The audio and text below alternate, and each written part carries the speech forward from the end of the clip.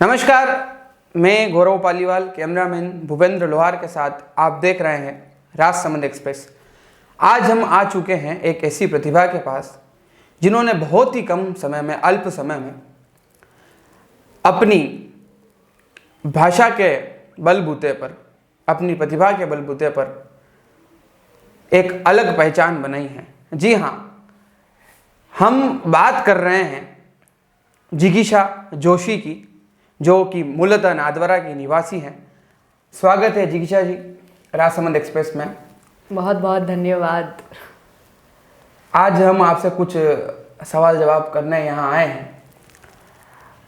आपको कैसा लगता है कि आप पहले एक नादवरा तक सीमित थे, उसके बाद आपकी कुछ इस मेवाड़ी भाषा ने ऐसा कमाल दिखाया कि आप संपूर्ण मेवाड़ के बाहर जहाँ भी मेवाड़ी और मारवाड़ी और राजस्थानी बोली जाती है वहाँ आपका परचम आजकल लहरा रहा है। वहाँ के लोग आपको काफ़ी पसंद कर रहे हैं। आपको कैसा अनुभव होता है, कैसा लगता है?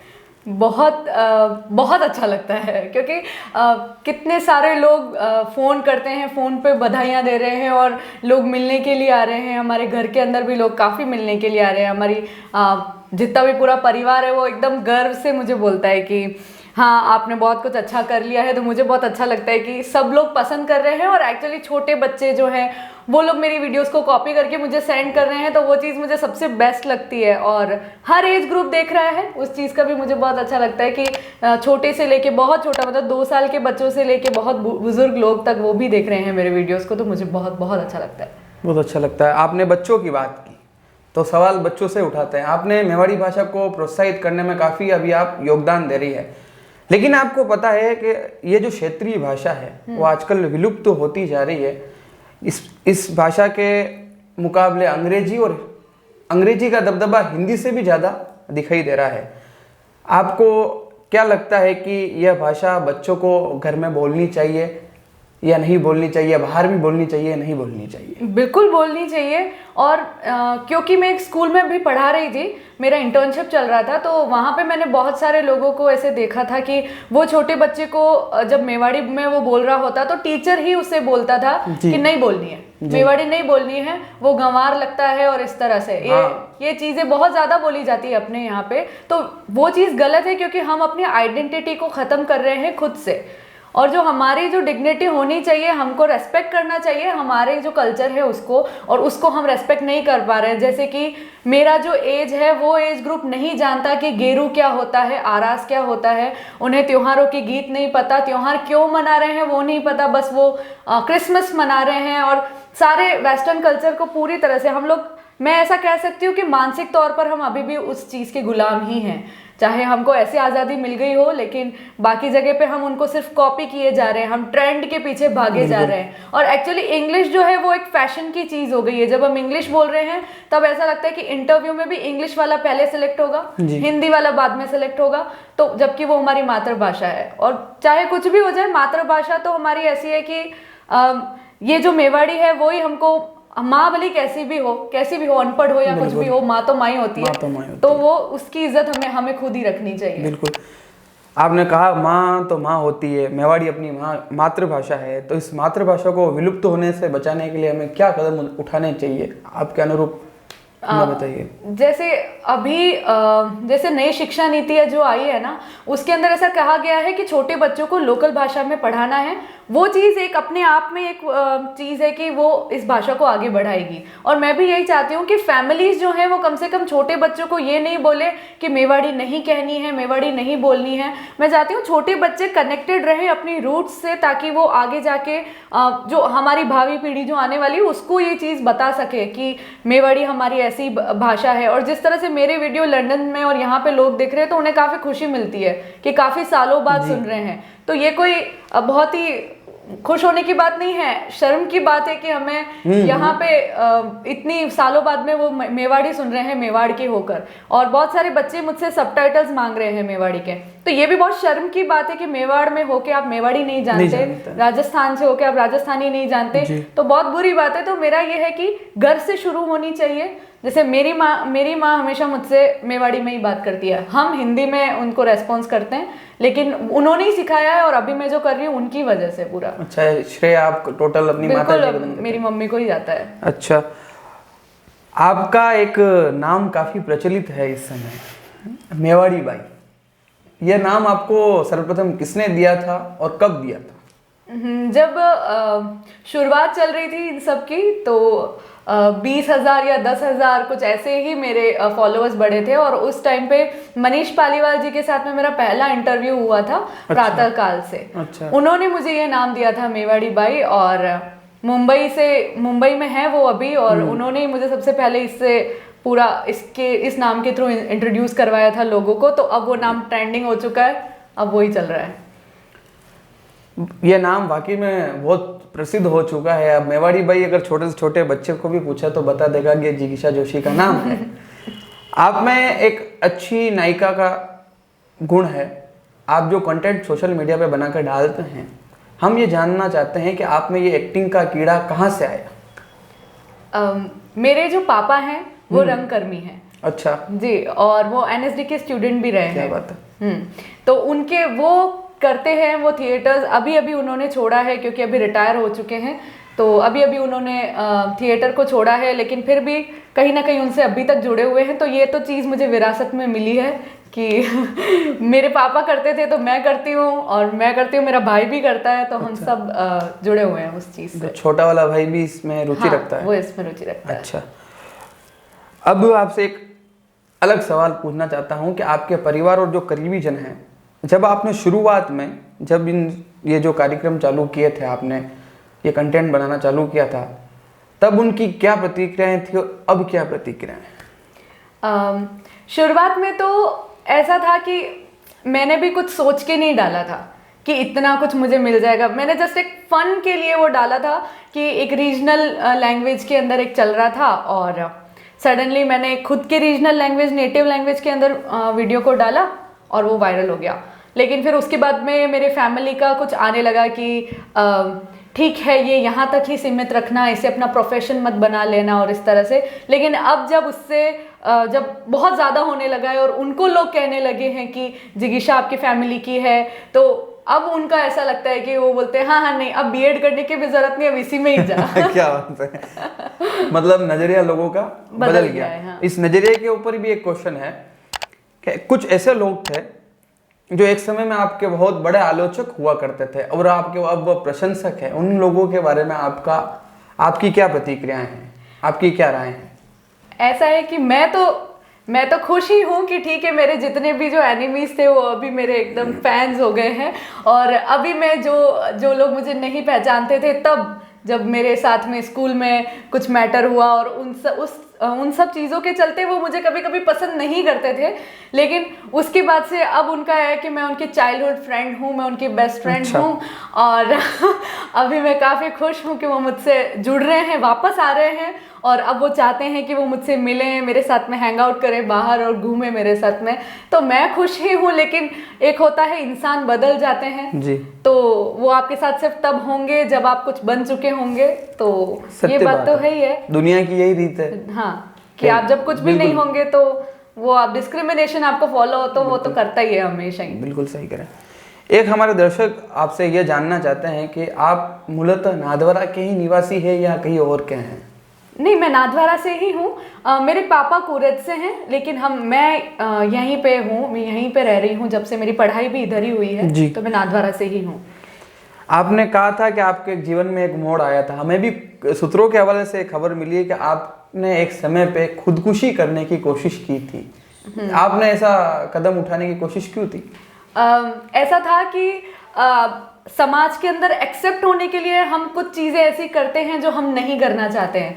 तो ऐसा हुआ था कि 8th क्लास से ऐसा मेरा है कि मैं इन चीज़ों के अंदर काफ़ी ज़्यादा सक्रिय थी, जैसे कि ये कल्चरल जो होते हैं इन सब चीज़ों में, और पढ़ाई में उतनी ही ज़ीरो। ऐसा होता है ना कि पढ़ाई में बिल्कुल कम। और हमारी फैमिली क्योंकि एक ब्राह्मण फैमिली है, और हमारी फैमिली के अंदर पढ़ाई का सबसे ज़्यादा एक है कि पढ़ाई में आप बहुत अच्छा करेंगे। तो हमको ये भी कहा जाता था, क्योंकि हर बच्चे को कहा जाता है कि आपको स्टडीज़ बहुत अच्छी करनी है, तब जाके आपकी अच्छी नौकरी लगेगी, अच्छी नौकरी लगेगी तो अच्छी शादी होगी अच्छे घर में। तो यही पैटर्न था, मैं भी उसी पैटर्न में चल रही थी इतने टाइम से। तो पढ़ाई में अच्छी नहीं थी, तो बहुत बार फेल हुई और 11th में मैथ्स में फेल हुई। और इतनी बार फेल होने के बाद में हमारे प्रिंसिपल ने डिसाइड किया कि इसको स्कूल से बाहर निकाल देना है। तो तब ऐसा हुआ था कि मैं काफ़ी टाइम से झूठ बोल रही थी, क्योंकि मैं नहीं चाहती थी मम्मी पापा को हर्ट हो, ऐसा हो। तो मैं क्या करती थी, बहुत एक नंबर की झूठी हूँ मैं। एक्सेप्ट कैमरे पे कर रहे हैं। मैं बिल्कुल एक्सेप्ट कर रही हूँ कि मैं झूठी हूँ एक नंबर की। और तब मैंने बहुत झूठ बोले थे, और उस झूठ की वजह से बाद में फिर पता चला कि मुझे स्कूल से निकाल दिया है। मैं वहाँ से पैदल पैदल घर आई, और मम्मी भी डिसअपॉइंटेड थी, पापा भी डिसअपॉइंटेड थे। मेरा एडमिशन दूसरे गवर्नमेंट स्कूल्स के अंदर भी नहीं हो रहा था। और उसके बाद में ऐसा हुआ कि जिस स्कूल के अंदर मैं गई, उस स्कूल के अंदर भी लोग एक्सेप्ट नहीं कर रहे थे, क्योंकि मैं फेल होकर आई थी। क्योंकि बहुत बड़ी बात होती है उस टाइम पे, जब, क्योंकि देखो एक कोरोना के बाद में लोगों को पता चला है कि मनोरंजन भी एक साधन हो सकता है कमाई करने का। बाद में पता चला ये बात। और जब मैं स्कूल में थी तो तब वो चीज़ नहीं थी, और तब उन्होंने मुझे बिल्कुल एक्सेप्ट नहीं किया। तब मेरे फ्रेंड्स को उनके पेरेंट्स ने ऐसा कह के अलग कर दिया था कि उसके साथ नहीं रहना वरना तुम्हारे ग्रेड्स कम हो जाएंगे। अच्छा। तो उस मोमेंट पे मैं बहुत ज़्यादा अकेला फील करती थी कि बहुत अकेले हैं। और तब मम्मी और सबके मुंह से कुछ न कुछ ऐसी चीज़ निकल जाती थी। परिवार में बाहर जाना बंद हो गया कि नहीं, अब कोई किसी ने पूछ लिया कि तुम्हारे नंबर कैसे आए हैं। तो फेल होना इज लाइक गाली, हमारे यहाँ पे गाली हो जाती है वो तो, यार क्या फेल हो गए हो, जब तो मैं कुछ भी नहीं थी। और फिर कुछ चीज़ें ऐसी हुई कि वहां पे जिस स्कूल के अंदर वापस एडमिशन हुआ उधर भी फेल हो गई। हाँ, फेल होने का मतलब आपने लगातार मैंने रिकॉर्ड तोड़े फेल होने के। और मैथ्स मुझे आज तक कभी समझ नहीं आई। मतलब आप मुझे अभी बोलेंगे कि मैथ्स में कुछ सम सॉल्व करके दो, तो मुझे अभी सोचना पड़ेगा कि किस तरह से करना है। तो मैथ्स इधर भी बिल्कुल जीरो है। तो वही मैथ्स के अंदर कभी समझ नहीं आई, आज तक भी कभी समझ नहीं आती है। तो वो चीज़ हुई, और उसके बाद में मैंने फर्स्ट सुसाइड तभी अटेम्प्ट किया था। और उसके बाद में अब मैं वापस सोचती हूँ कि उस टाइम मर गई होती तो आज ये दिन नहीं देख रही होती है। बिल्कुल बिल्कुल, समय की बातें हैं। हाँ। समय कहाँ इंसान को पहुंचा देता है। सही है। एक समय की और आगे समय की एक क्वेश्चन आपको मैं पूछना चाहता हूँ कि अक्सर मैं आपका कंटेंट देखता रहता हूँ, उसमें आपकी मम्मी आपको शादी के लिए कुछ कहती है, तो आपको नहीं लगता है कि आपकी उम्र शादी के लायक हो गई है और अब शादी कर लेनी चाहिए, जैसा कि आपकी मम्मी बार बार कहती रहती है, और कुछ जो रिश्तेदार है वो भी फोर्स करते होंगे कि अब बेटी है तो शादी कर देनी चाहिए। जी बिल्कुल। इसके प्रति आपका नजरिया क्या है? हमारा तो ऐसा है कि मम्मी पापा सबका ये होता है ना कि अगर पढ़ाई नहीं करी तो शादी करा देंगे। उस डर से मैं इतनी बड़ी हुई हूँ। अभी आप सडनली मम्मी मेरे को बोलती है कि अभी लड़का आ रहा है, उसको देखो, उससे शादी कर लो, तो वो डर जो है ना एक कि अच्छा, जब नंबर कम आते थे तो मम्मी ये बोलती थी कि शादी करा देंगे, तो अब तो मैं बहुत अच्छा कर रही हूँ, अब क्यों शादी करा देंगे। तो सही है। तो इस तरह से शादी का ऐसा है प्रोसेस, मैं इतना कॉन्फिडेंट नहीं मानती हूँ, और अभी खुद को मेंटली उतना प्रिपेयर्ड भी नहीं हूँ मैं शादी के लिए। लेकिन हाँ, करनी तो है ही है, तो कुछ सालों में हाँ मैं जरूर सोचूंगी इस बारे में। राजसमंद एक्सप्रेस भी इनकी शादी में जरूर शामिल होगा। बिल्कुल। एक क्वेश्चन आपसे था कि आप अक्सर हमने देखा है कि त्योहारों को बहुत प्रमोट करती हैं, कोई विशेष जुड़ाव हिंदू त्योहारों से? हिंदू त्योहार क्योंकि नाथद्वारा में बहुत अलग तरीके से मनाए जाते हैं इन कंपेयर ऑफ उदयपुर और ऐसे बड़े शहरों की। तो हम लोग यहाँ पे जिस तरह से त्योहार मनाते हैं, हर टाइम पे गेरू करना, और हमारे यहाँ पे 5 दिन का वो मनता है दिवाली का त्योहार, और खेकरा जो मनता है, मतलब कमाल का मनता है। और अपने यहाँ पे अन्नकूट का, और जो व्यवस्था अपने यहाँ पे श्रीनाथ जी के पुष्टि मार्गीय में संप्रदाय के अंदर है, वो चीज़ मुझे हमेशा से ही अपनी तरफ अट्रैक्ट करती थी। और मैं शुरू से, जब मैं ये वीडियोस नहीं कर रही थी उससे पहले भी आप मेरे इंस्टाग्राम प्रोफाइल या फेसबुक प्रोफाइल पे देखेंगे तो मैं इस तरह की काफ़ी चीज़ें डाला करती थी। और देखा है हमने। हाँ, और पुरानी जैसे राधा अष्टमी हो गया या जन्माष्टमी हो गया, तो मैं एक पुष्टि मार्गीय वैष्णव हूँ, तो मैं उससे जुड़ी हुई हूँ कहीं ना कहीं। और क्योंकि मेरी दादी की वजह से भी ये चीज़ आई है कि वो त्योहारों को बहुत महत्व देती हैं अपनी जिंदगी के अंदर, तो उनकी वजह से भी ये है, तो मेरा जुड़ाव काफ़ी रहा है और हिंदू फेस्टिवल्स की तरफ ही मेरा सबसे ज़्यादा रहा है। सबसे पसंदीदा और दिल के करीब कौन सा त्योहार है? दिवाली। दिवाली दिवाली बहुत पसंद है मुझे, दिवाली। और नाथ द्वारा की ही दिवाली बहुत बहुत ज़्यादा पसंद है मुझे। हमारे दर्शक ये जानना चाहते हैं कि असल जिंदगी में जिगीशा कैसी है, गुस्सैल है, भावुक है या विनम्र है? कह सकते हैं कि गुस्सैल हूँ थोड़ी।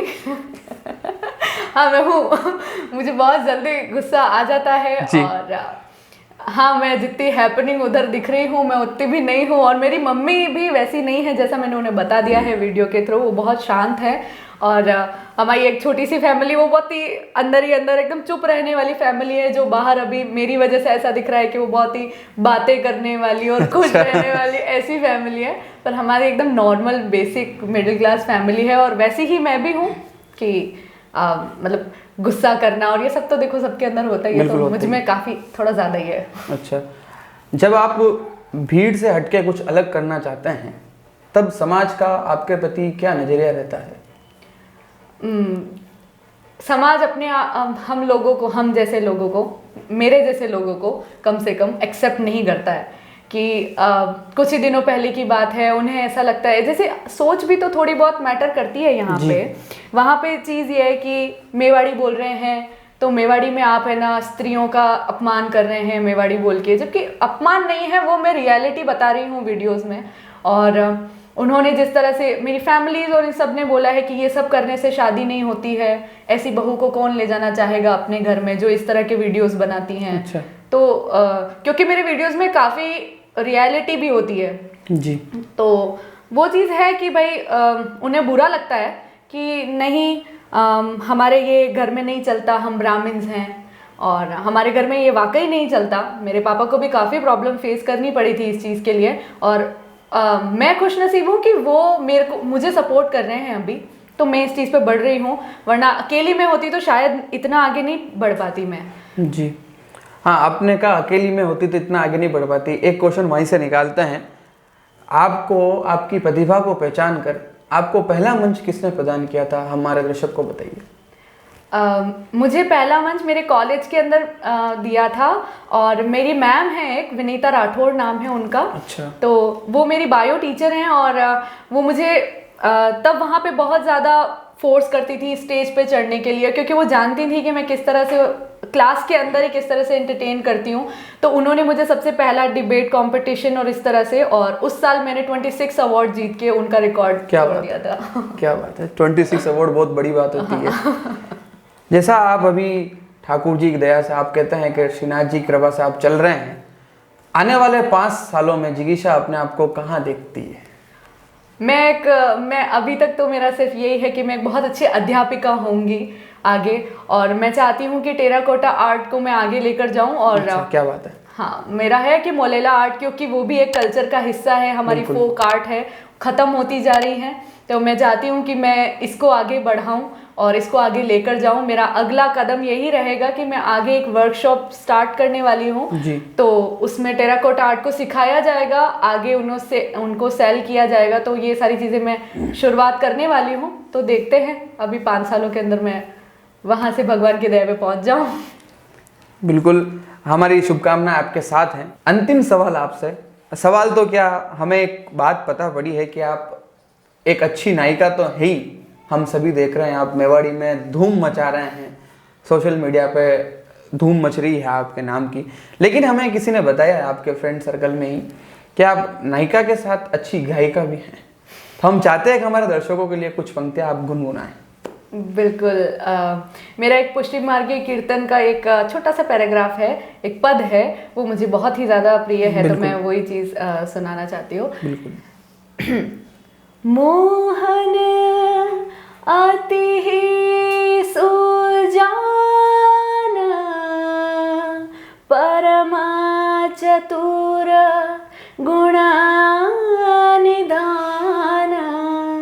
जाना बूझ के करता न चूक के बजाई बैठे हरि राधा संग। क्या बात है, क्या बात है।